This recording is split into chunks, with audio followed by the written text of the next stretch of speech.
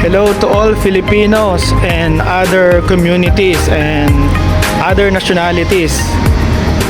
Be careful with your digital money because the more digital we are, the more scammers are learning digitally to scam.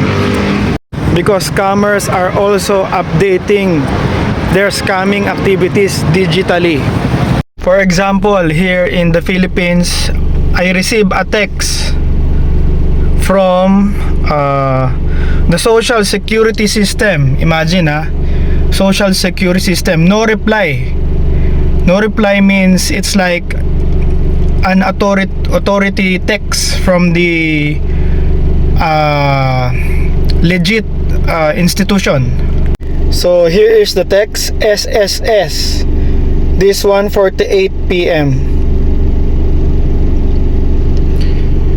saying your disaster subsidy benefit 1,733 pesos has been credited to your GCash, but when you click it,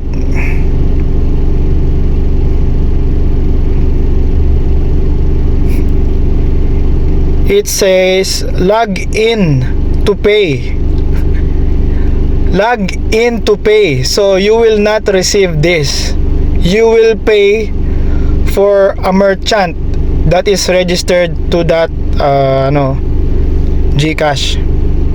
Also check the link when you're clicking, or GCash won't send this link, but for educational purposes, look at the link calamity/gov-ssph.c